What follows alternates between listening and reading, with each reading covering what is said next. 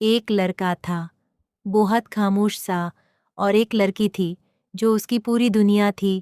دونوں روز بات کرتے تھے، گھنٹوں ہنستے تھے، ایک دوسرے کے بغیر دن ادھورا لگتا تھا۔ پھر ایک دن لڑکی بدالنے لگی، جو پہلے فوراً جواب دیتی تھی اب گھنٹوں بعد جواب آتا۔ لڑکائے نے پوچھا، سب ٹھیک ہے؟ لڑکی نے کہا، ہاں بس مصروف ہوں۔ لیکن مصروفیت صرف بہانہ تھی، اصل میں اس کی زندگی میں کوئی اور آ چکا تھا۔ لڑکا سب سمجھ گیا مگر خاموش رہا، کیونکہ وہ محبت کرتا تھا، جھگڑا نہیں۔ ایک رات اس نے آخری بار لکھا، اگر کبھی میری یاد آئے تو بس اتنا سوچ لینا، کوئی تھا جو تمہیں اپنی دعا سمجھتا تھا۔ پیغام بھیج کر اس نے نمبر بھی ڈیلیٹ کر دیا۔ کچھ مہینوں بعد لڑکی نے پرانی چیٹ کھولی، ہر میسج پڑھا اور رو پڑی، کیونکہ جسے اس نے کھو دیا تھا وہ صرف ایک انسان نہیں بلکہ سچی محبت تھی۔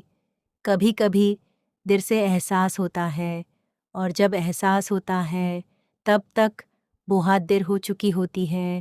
لڑکی نے کانپتے ہاتھوں سے اس کا نمبر ملایا، لیکن ہر بار ایک ہی آواز آئی، یہ نمبر موجود نہیں ہے۔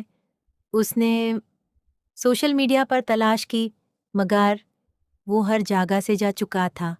اس رات اسے پہلی بار نیند نہیں آئی۔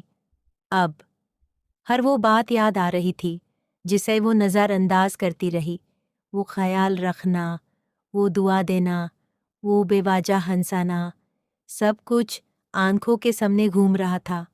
کچھ دن بعد اسے ایک مشترکہ دوست ملا۔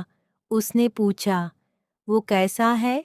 دوست خاموش ہو گیا، پھر آہستہ سے بولا، وہ اب پہلے جیسا نہیں رہا، وہ ہنستا تو ہے مگر دل سے نہیں۔ یہ سن کر لڑکی کی آنکھوں سے آنسو بہنے لگے۔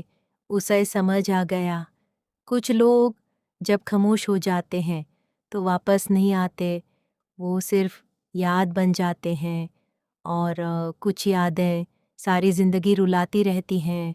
وقت گزارتا رہا مگر لڑکی کا دل وہیں رکا رہا۔ ایک دن بارش ہو رہی تھی، وہ اسی جگہ پہنچی جہاں دونوں پہلی بار ملے تھے۔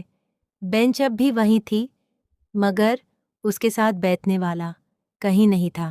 اس نے آہستہ سے کہا، کاش ایک بار تم مل جاؤ۔ اسی لمحے ایک چھوٹا سا بچہ اس کے پاس آیا اور بولا، آنٹی یہ ڈائری آپ کی ہے۔ لڑکی نے حیرت سے ڈائری کھولی۔ پہلے صفحے پر لکھا تھا، اگر کبھی تم یہ پڑھو تو جان لینا میں نے تم سے آخری سانس تک محبت کی تھی۔ میں نے تمہیں کبھی بد دعا نہیں دی، بس ہر دعا میں تمہاری خوشی مانگی۔ لڑکی کی آنکھوں سے آنسو رک ہی نہیں سکے۔ اسے پہلی بار محبت کی قیمت سمجھ آ گئی، مگر جس سے معافی مانگنی تھی وہ بہت دور جا چکا تھا۔